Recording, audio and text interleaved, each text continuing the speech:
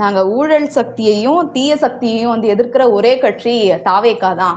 ஒரே நேரத்துல நாங்க 2 கட்சியை எதிர்க்கிறோம் அப்படின்னு சொல்லியிருக்காரு.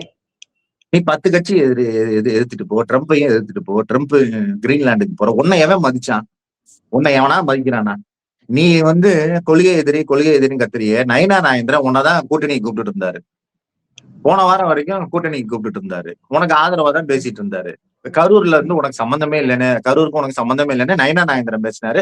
அதை தூக்கி உன்னோட சிடி நிர்மல்குமார் பத்திரிகைக்காரன்ட்ட பேசுறான்.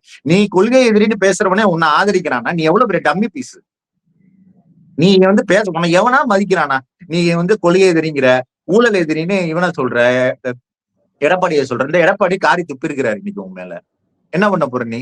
உன்னை யாராவது மதிக்க நான் யார வேணா சொல்லாங்க. நான் வந்து இவனை எதிரி அவன் எதிரி அவன் கூட நான் சண்டை போடுவேன் தெரியுமா? என்ன நீங்க தனியா பாகிஸ்தானுக்கு அனுப்புனா பாலையா மாதிரி நான் எல்லாத்தையும் கொண்டுருவேன் தெரியுமா? நான் சொல்லலாம். ஏன் ஒருத்தன் அவனுக்கு தெரியும்ல, அவன் என்ன பார்த்தா என்ன நினைப்பான்? ஏன்னா பைத்தியம் அவன் பாட்டுக்கு உலகிட்டு இருக்கான்டான் தான் நினைப்பான்.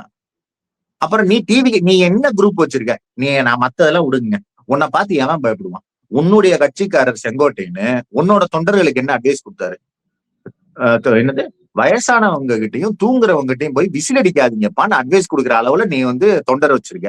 இது எங்க வீட்டுல 2 வயசு புள்ள கிட்ட சொல்லுவோம். தாத்தா தூங்குறாருப்பா அந்த பக்கம், இங்க போகாதப்பா, சத்தம் போடாதப்பா, டிவி. அந்த அளவுக்கு அட்வைஸ் கொடுக்குற அளவுக்கு அறிவீனமான தொண்டர்களை வச்சுக்கிட்டு நீ என்னமோ பில்டப் கொடுத்துக்கிட்டு இருக்க, கொள்கை எதிரி அந்த எதிரின்னு.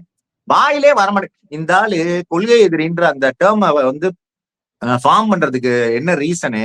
பாஜகன்னு சொல்றதுக்கு பயங்கிறதுனாலதான். நீங்க பாஜகன்னு திட்ட பயந்துட்டு தான் இந்த ஆளு கொள்கை எதிரின்னு வசதியை உருவாக்கிட்டான். கடைசி வரைக்கும் கொள்கை எதிரின்னு சொல்லுவானே தவிர பாஜகன்னு சொல்ல மாட்டான் இந்த ஆளு. அவ்வளவு பயம். நீங்க அப்புறம் யாரு உன்னை மதிச்சா? ஏங்க உலகத்திலே அசிங்கம் என்ன தெரியுமாங்க? நண்பன் உங்களை மதிக்காது இல்ல, எதிரி உங்களை மதிக்கலைன்னா அதை விட அசிங்கம் உங்களுக்கு கிடையவே கிடையாது. உன்னை எவன் மதிக்க? நீ தான் கத்திக்கிட்டே இருக்க கொள்கை எதிரி கொள்கைன்னு. மோடி உன்னை மதிக்கிறாரா? நயனா நாயந்திரன் உன்னை எதிரியா பாக்குறாரா? எவனாலும் உன்னை ஒரு இதா பாக்குறானா? ஒரு பாலிடிக்ஸ்ல ஒரு போர்ஸா பாக்குறானா? விஜய் அவர்கள் பெரிய மாற்றத்தை கொடுப்பார் அப்படின்னா எடப்பாடி பழனிசாமி அவர்கள் ஒரு பெரிய கட்சி எங்களுடன் வந்து கூட்டணி வைக்க போகுது அப்படின்னு சொல்லியிருந்தாரு. அதுதான் எடப்பாடியே தான் நான் இப்ப கேட்கணும். மல்லாந்து படுத்து காரி துப்பிக்கிட்டீங்களா எடப்பாடி? இன்னைக்கு அந்த பெரிய கட்சி வரலன்னு இன்னைக்கு திட்டுறீங்க.